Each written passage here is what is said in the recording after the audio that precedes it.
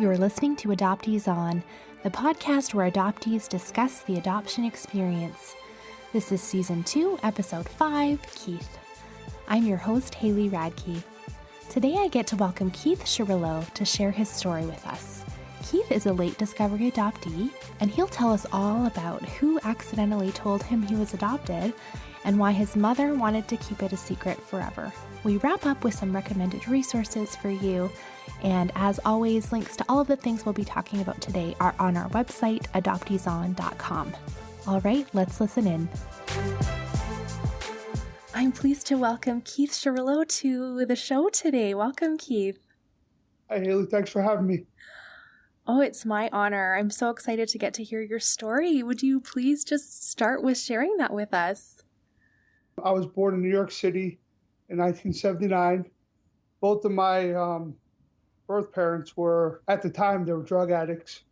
The woman that gave birth to me also, she suffered with mental illness for a big part of her life as well. And also, she was, I'll try to word this properly. Her occupation, quote unquote, was in the service industry. You know, service meaning herself.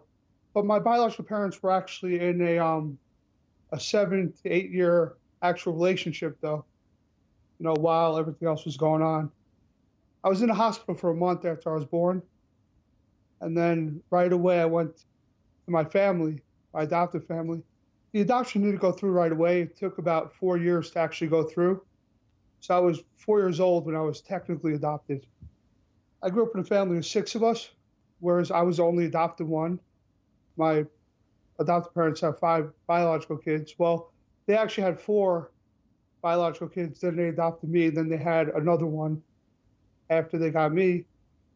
I guess for the first 7 or 8 years, I grew up in Staten Island, New York, which is kind of like the suburbs, you know. I guess I should mention that my parents got divorced when I was about 5 years old, my adoptive parents. I didn't see my adoptive father till I was 21 after that. You know, I basically kind of grew up without him. My mom was kind of raising 6 of us on her own for a while.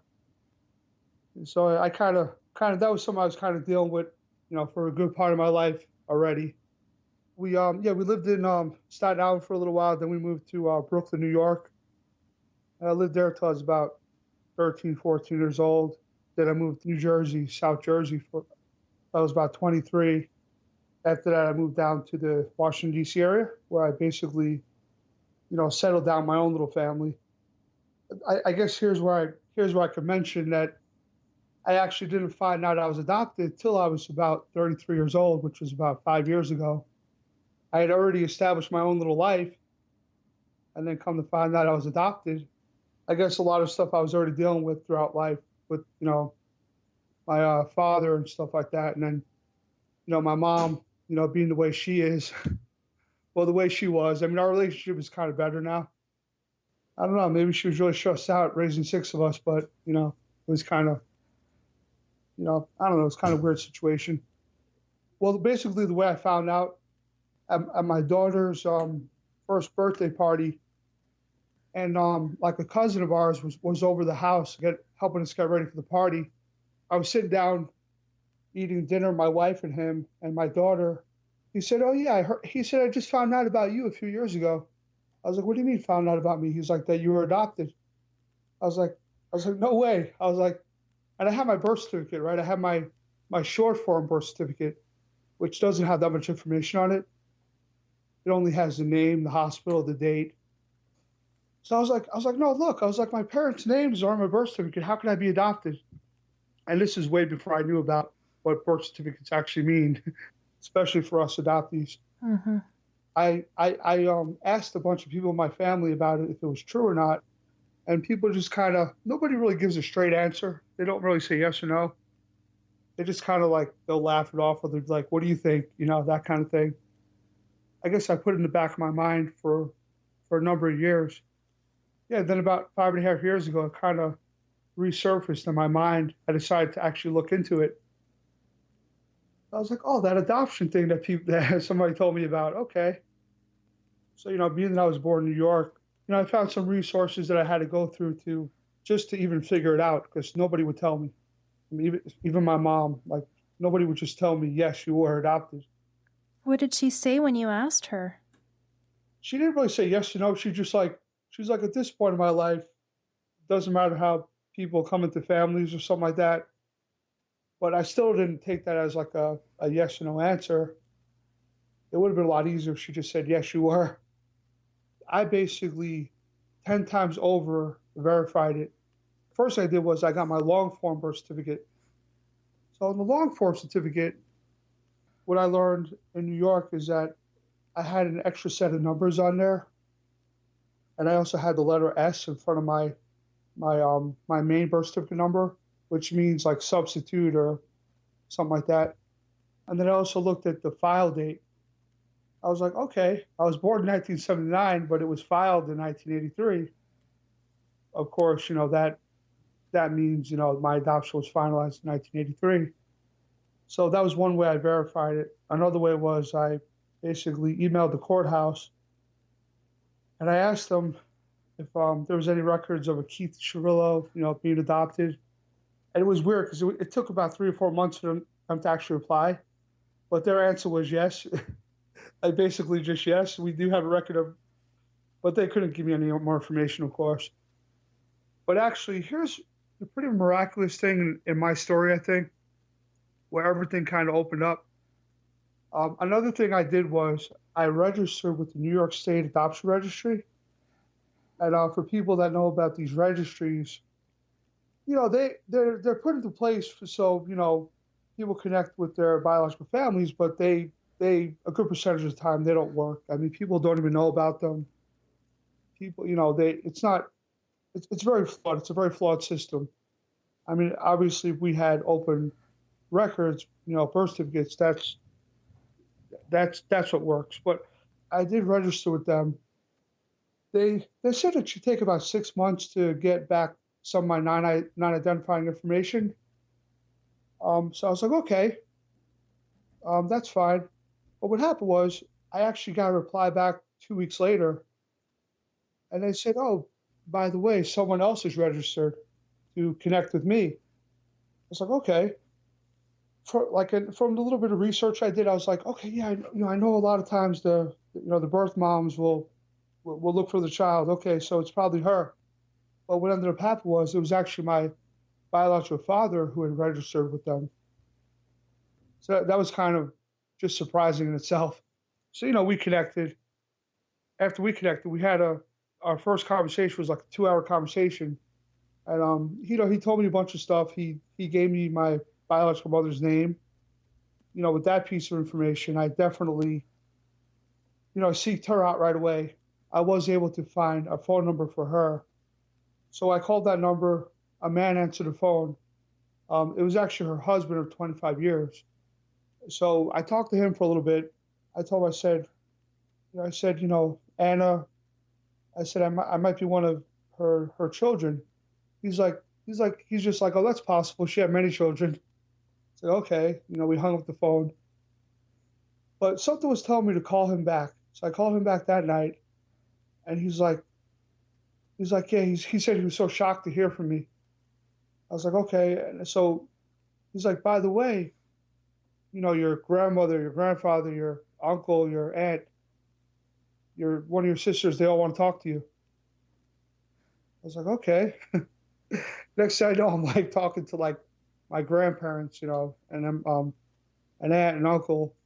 Next thing I know, I have like 50 extra friends on Facebook just from like new biological relatives. You said you talked to your birth mother's husband, but she... Yeah.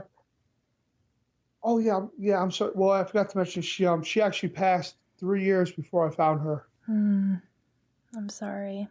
Yeah, it was like, I mean, honestly, when I first found that out, I think I did get a little choked up for a minute. But then all the information started coming to me too. So I was like, I'm just like, no time for that.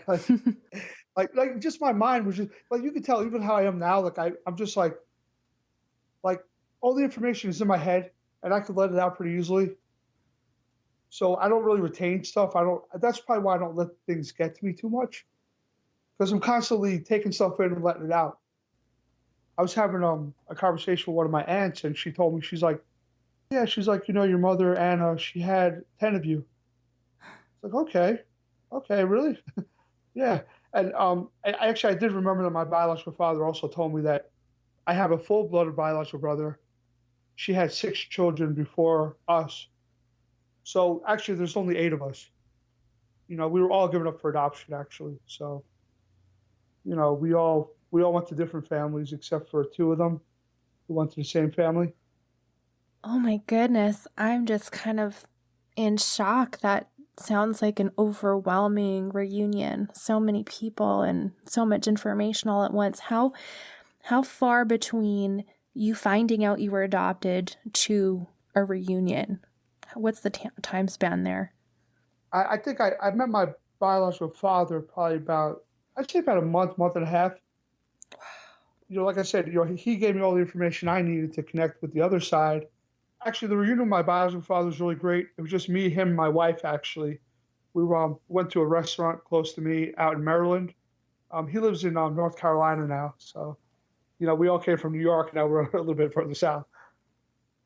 That's what happened with him. It was good. And then with my maternal side, a couple cousins set it up so I could go to the house and meet, some relatives over there. And that was in New Jersey. So it was me, my wife, my 2 kids. We went up there to Jersey. We walk in the house, and there's probably about 20 or 30 people there.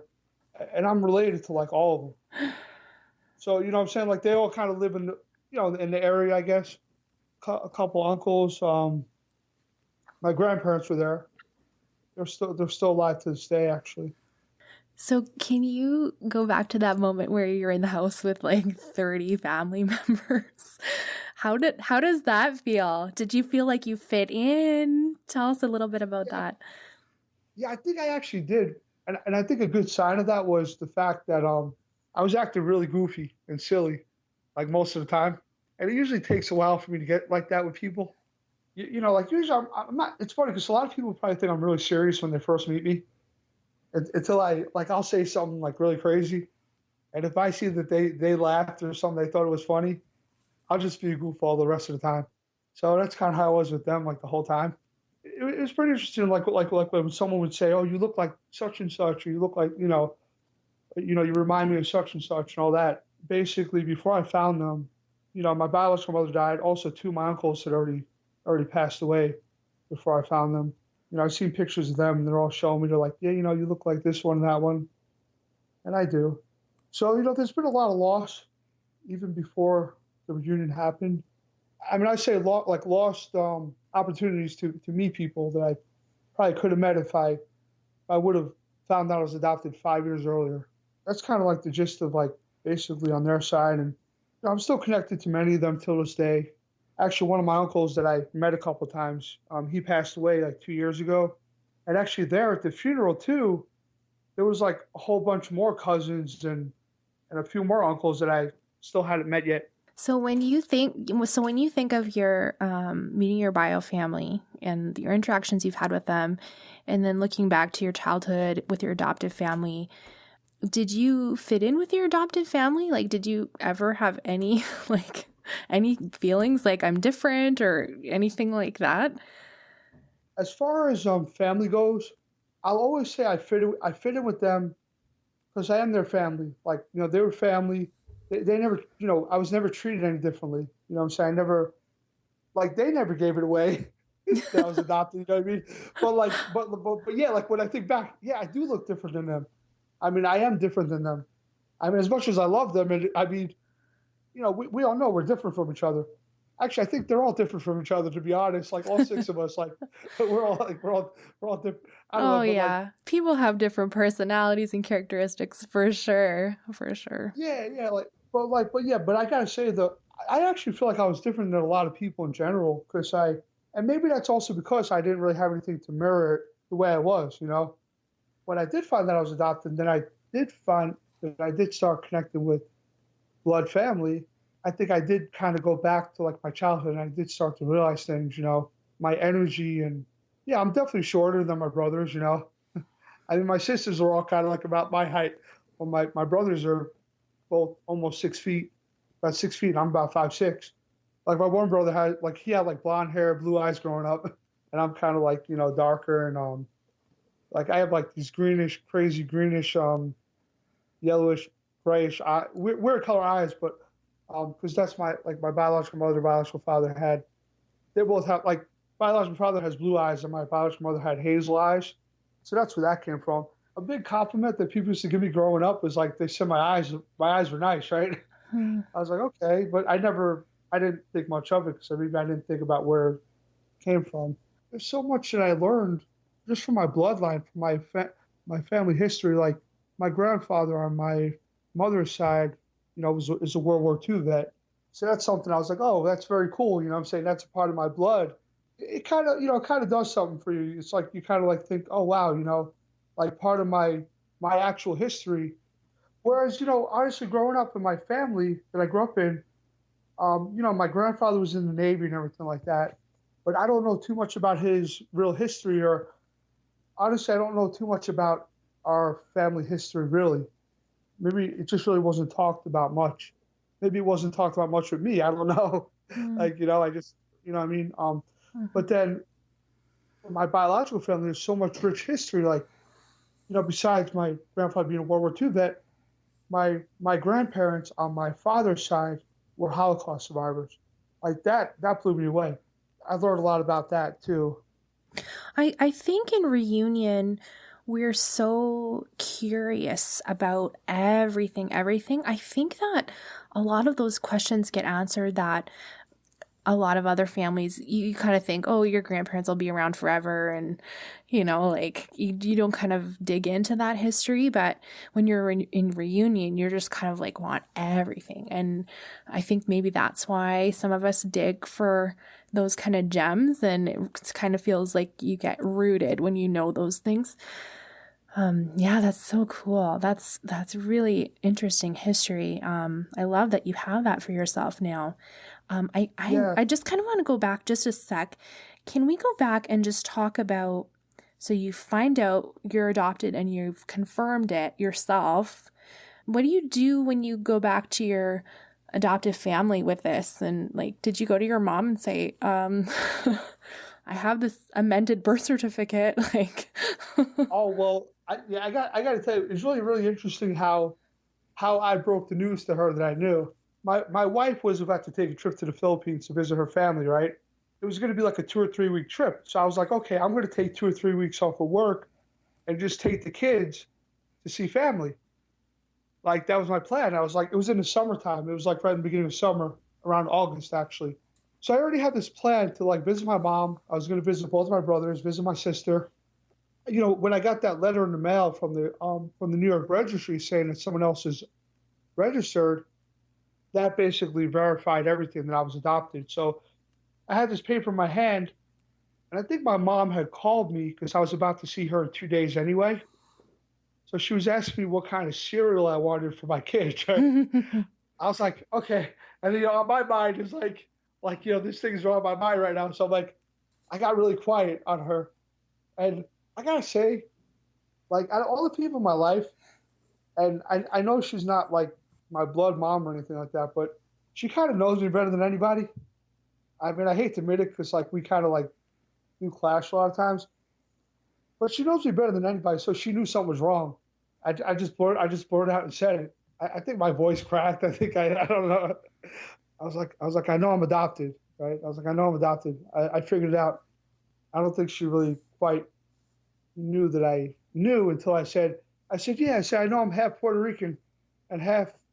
It just said half Puerto Rican and half American, like on the registry. Because I grew up in an Italian Jewish family, and then I kind of learned that like I'm a whole another race too. So that's a whole other thing I was kind of learning about as well. I was like, yeah, I know I'm half Puerto Rican. I think when I said that, she kind of knew that I knew. She was pretty upset actually. She was saying something about like wanted to call New York and ask how this could happen, like because I was never supposed to know. Like I really was never supposed to know. I've been told that. why do you think she didn't want to tell you? What she always said was that she didn't want me to feel different. I mean, in some ways, I kind of did. I did look different, and I was a little different anyway. But like I said, I was never really treated differently per se. You know what I'm saying? Like I was never singled out as different. They did a pretty good job of hiding it, and to that extent. So you're what's considered late discovery adoptee because you found out when you're an adult.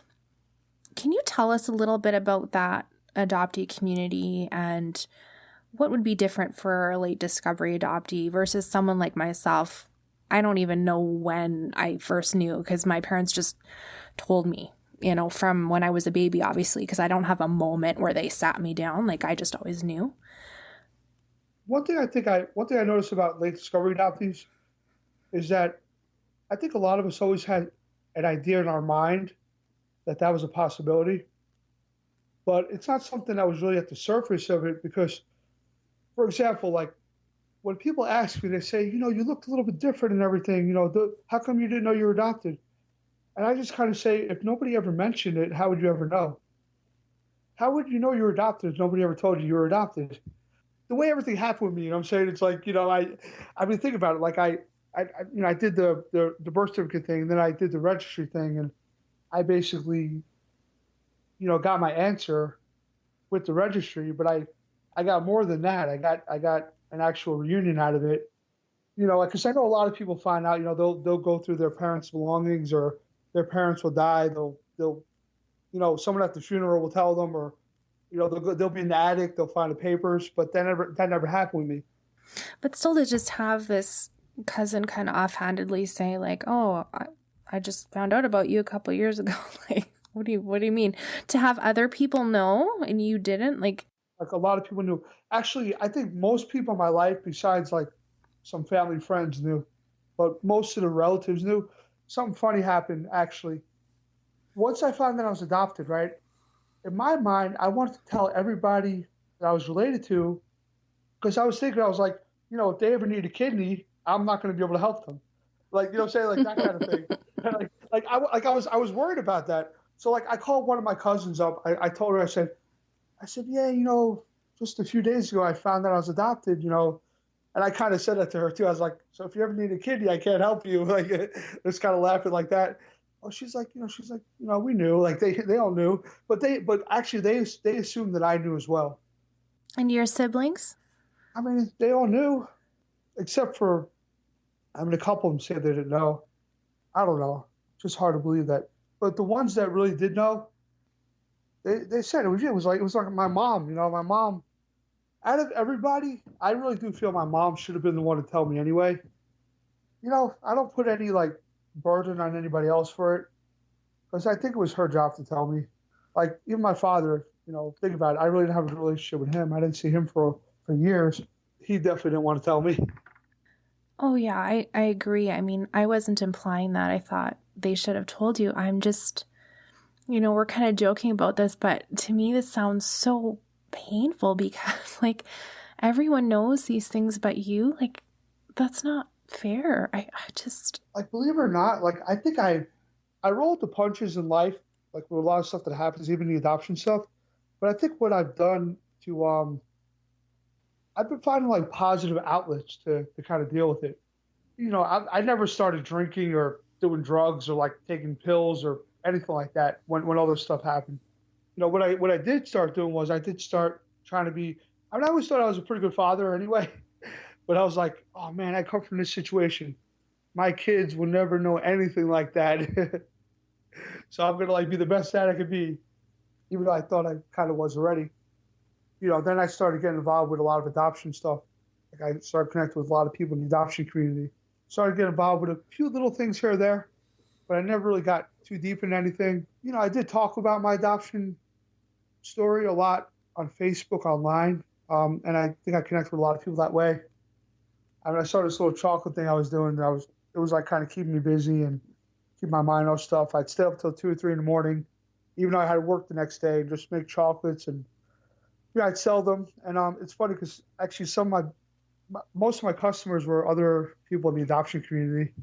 Yeah, they were just like supporting it. And like I would give back. I would make chocolates for different open records organizations. I made chocolates for a couple of them, like a foster care organization. actually, I've always been seeking opportunities to get involved in, but it's been hard for me to really like to go full force with anything because I do work a lot and I do have my little family already, and I'm just like always so busy. But like, and also recently I became a CASA, a court-appointed special advocate for foster children. So like, I went through the training for that and everything, but I haven't been able to actually take on an actual case yet.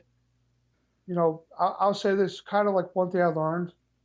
I mean, I can talk pretty openly about this. I'd say I don't know if it has anything to do with what happened to me when I was in the womb.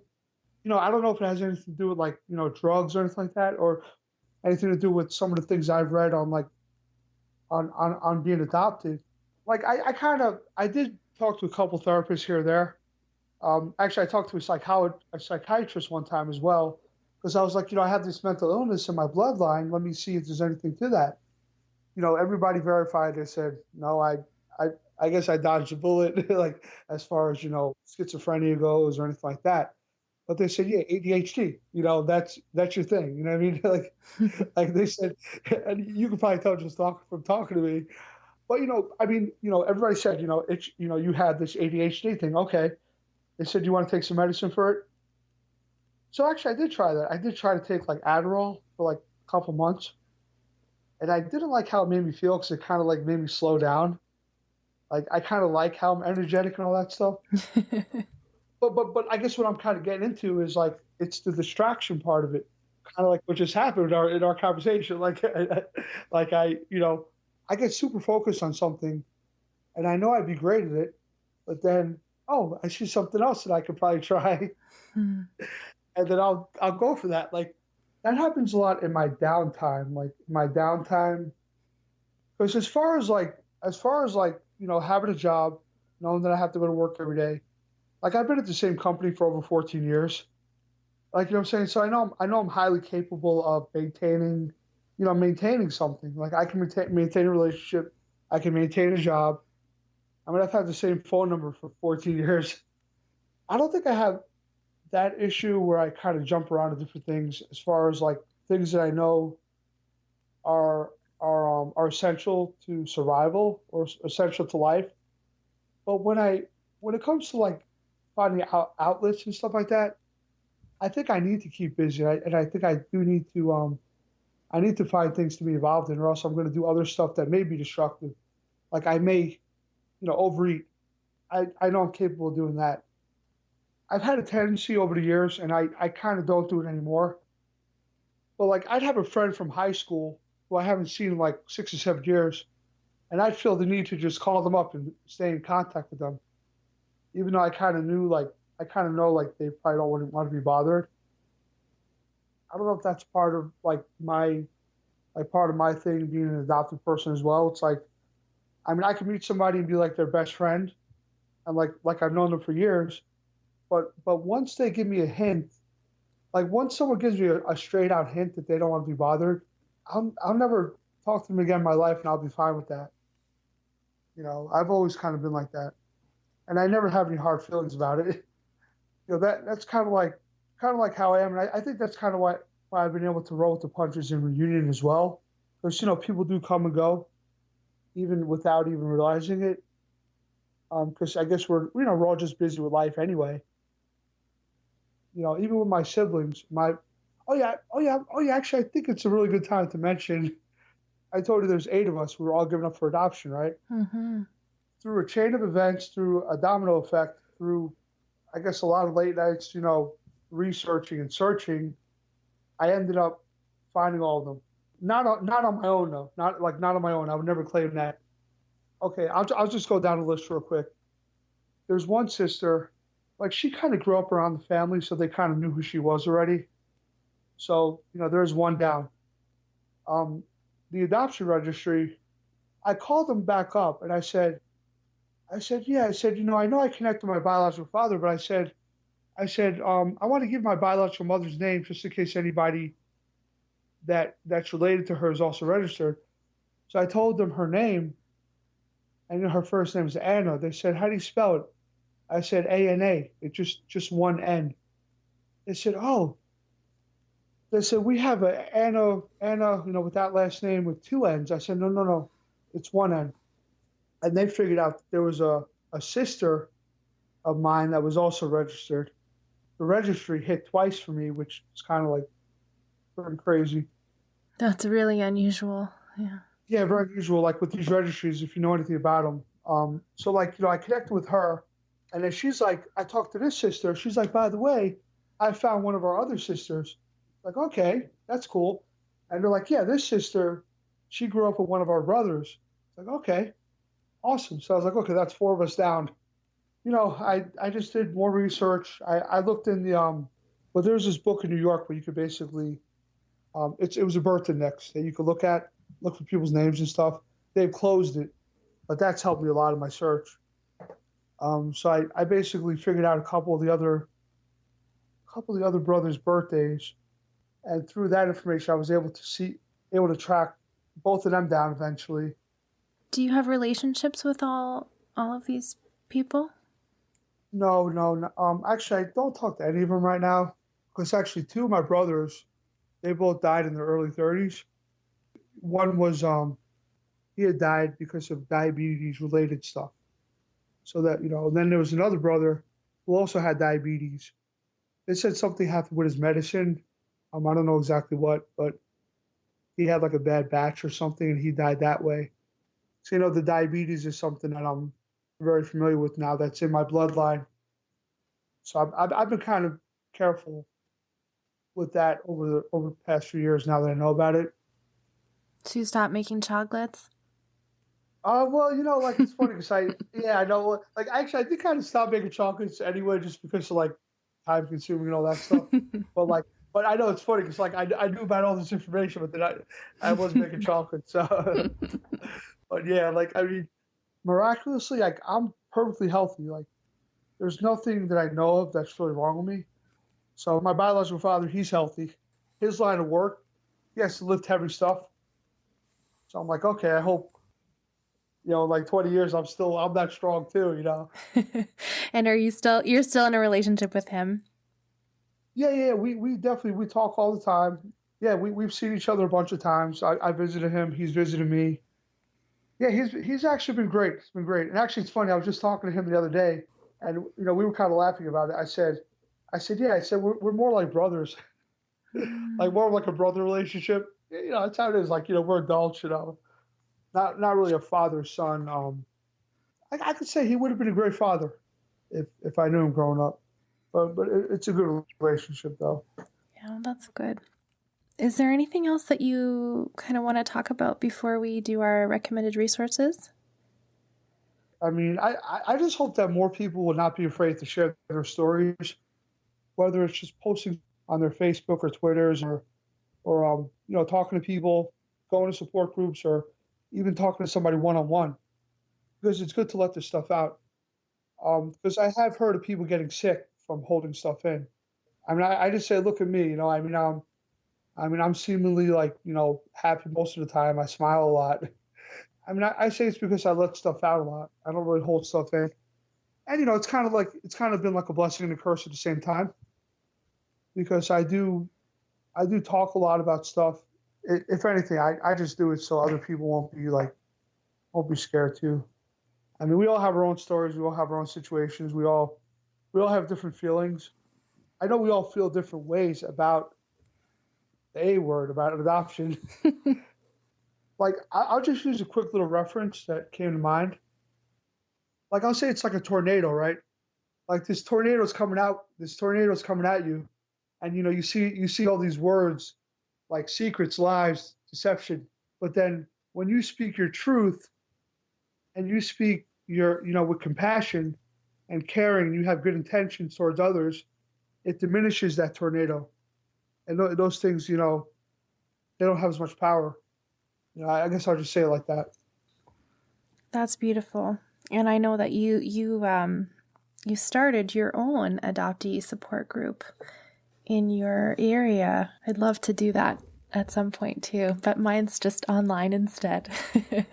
Yeah, no, I'm actually part of a few online groups, which have been great. The in-person group has been great as well. It's been pretty easy to do. I mean, if anybody has any questions, I can let them know. It's just like, local libraries usually have rooms you could get that you don't have to pay for. All you need to do is supply some snacks and get some people to show up, and you're good to go. Those are great tips. Okay, let's do our recommended resources. And mine is actually kind of a good fit for tonight. I follow Gregory Luce on Twitter. He is an adoptee rights lawyer. He has just started a new website and organization called adopteerightslaw.com, and he's tweeting at adopteelaw. It's so cool. He just made up this Google map that you can click on that's original birth certificate access for all the states. And so it shows which states have access and which states don't. He's tweeting all of these little interesting tidbits about different states and their whatever archaic rules, I guess I would say. How some states you are required to do as many as 30 hours of counseling before you can access your records, things like that. Just really interesting things that I never knew. He's tweeting about that, and he's updating his website, and he's just a new voice in the adoptee community that I really encourage everyone to follow. I really look forward to what he's going to be doing on his website, and he mentions on there, he's like, I'm not trying to duplicate other work that's been done, just come alongside and supplement. That's something I really would love everybody to follow. And he's got a Facebook page as well. So I'll link to all of those in the show notes. And you brought a couple of blogs for us, Keith. Why don't you tell us about those? Okay, sure. So yeah, the first one is No Apologies for Being Me. It's actually it's ran by one of my friends, Lynn Grubb. She's been really great. She's been in a couple of books. And if you check out her blog, you'll see all of her information on there. And then the other one is A Story with No Beginning, A Late Discovery Adoption Journey by another friend of mine, Kevin Gladish. I hope he'll forgive me if I said his name wrong. But yeah, he's also something I'm very much related to, being a late discovery adoptee as well.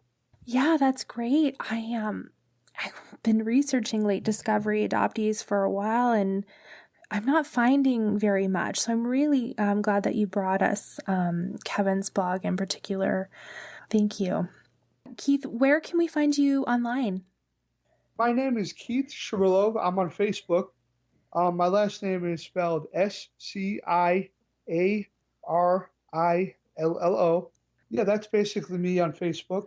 Okay, awesome. I will link to your Facebook on our show notes. Thank you so much for sharing with us tonight. I really think it'll be so valuable for our listeners to hear your story and some of your ups and downs. So thanks so much, Keith.